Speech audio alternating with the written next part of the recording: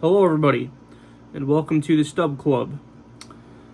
Seeing as how this is my first video, I think it's appropriate to introduce myself and explain what I intend to do on this channel.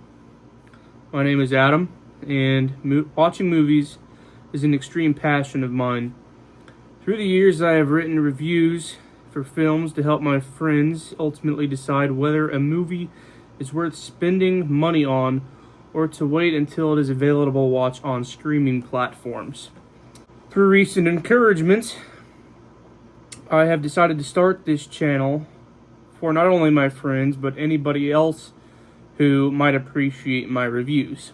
If you do enjoy these videos, make sure to press the subscribe button and make sure the notification bell is on so you get notified when a new video is up. Without further ado, let's get started with my spoiler-free review of Spider-Man Across the Spider-Verse. First thing I want to say about this movie is that it's very different than the first one. There is a more serious and emotional tone to this film, whereas the previous was more fun and adventurous. In my eyes, the thing that really stands out in this movie is how heavily it portrays responsibility. One of the key principles the story kept going back to is how one decision can ultimately decide the fate of the future. Not only Miles, but everyone else's. One other aspect of the film is that it focuses more on the personal lives of the characters, especially Gwen and Miles. And I'll get to more on that in a little bit, but for now, let's get started on the grading. After the events of Spider-Man Into the Spider-Verse, Miles Morales is back as New York's one and only Spider-Man. Well, at least in his universe, you know. With Kingpin safe behind bars, Miles continues his life as the friendly neighborhood crime fighter until he comes across a new villain called The Spot, which he takes for granted and ends up accidentally setting free in the multiverse. This starts a new journey for the Ultimate Spider-Man, where he meets a whole new gang of spider people, learns that the multiverse is tied together in a way he never knew, and when faced with a hard pill to swallow, must make a decision that puts the entire fate of the multiverse into his own hands. The plot is definitely more story-driven than anything. You can tell within the first 30 minutes that it's mainly written to set things up for the next film, unlike Avengers Infinity War, where it's like one fight after another until the big climax at the end. I would definitely rate the plot a 9.1. I definitely think that there are some things that the story could have really gotten back to and like continued with instead of some of the things that they did. Like I previously stated, this movie is more story driven. The only fighting you're really going to see is in the first half of the movie. The other half, the villain kind of just disappears and Miles is left with the other spider people and figuring out how the multiverse works, kind of building up for the plot of the next film. However, I do gotta say that the action does hold its own in this film the few times we see it. I remember thinking in the film when Spider-Gwen was fighting a familiar foe, how cool it was to see how different they and their powers were. Or when Spider-Man Miles is fighting the Spot, I was thinking, how the heck can he beat a foe like this who can just throw a portal down where you're punching or where you're stepping? You know? Like, this guy almost like he has a contingency plan for everything that you do. It's crazy. So I would definitely rate the action an 8.7.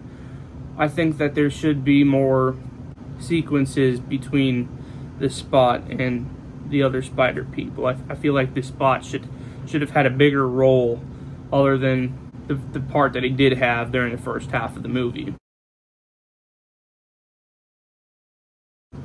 Oh my goodness, the drama.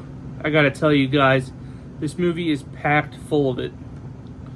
Between Miles and his parents, Gwen and her dad, I was almost annoyed by how much drama there was.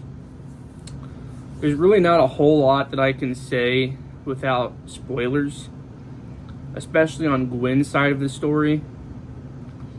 But for Miles, there is a lot of conflict between his parents that he can't make up his mind about.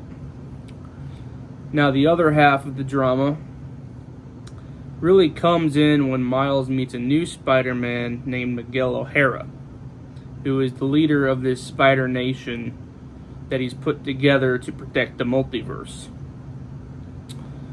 And the drama between Miles and Miguel is extremely intense because Miles overall just wants to stop the Spot, while Miguel believes the best thing for him to do is to stay away. And the whole disagreement kind of makes up the last half of the movie, and things kind of go down the toilet. Overall, the drama would probably have to be a 9 out of 10. There was just so much of it that you can't really say it was less than like a 9.5. There's really not a whole lot I can say about the suspense.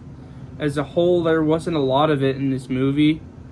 I don't think there was a single scene actually where I was on the edge of my seat. Other than the fight scenes with the Spot and some of the conversations between Miles and his parents, I think the majority of it really came at the last 10 to 15 minutes of the movie. So I'm gonna have to rate suspense a 4. Pretty low on the scale right there. The animation was phenomenal. I didn't see this movie in 3D, unfortunately, but I definitely recommend that you do. I was really blown away with all the different styles of animation for every character and the universe they originate from. It was like watching works of art come to life. Just like in the previous film, Miles' universe was made in a pointillism artwork, which is like tiny dots. You can barely tell that it's a tiny dot, but that's how the comics books are made, with pointillism, at least some of them, not today. But I do like the originality of that artwork. But you also get to see Spider-Gwen's universe, which is, it looks more like an oil pastel painting come to life, and I really enjoy the artwork of oil pastel. And in Spider-Punk's universe, which is probably my favorite, to be honest, out of all the characters that we were shown, his universe was made in the artwork of collage, or photo montage, as some people call it. And I thought that was really unique how they made his character and his universe. Just like the everything in the previous movie, the animation, it moves around like a flip book. And I really think that kind of animation is awesome, and the way that they did that is really cool.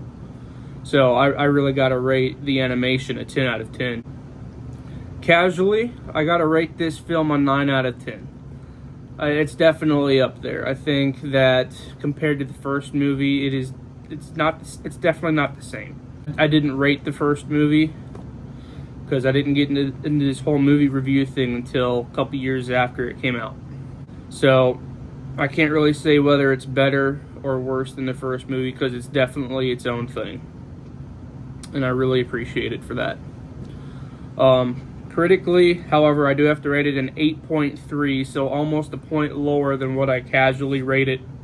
But, you know, that's just the tally of my points at its average.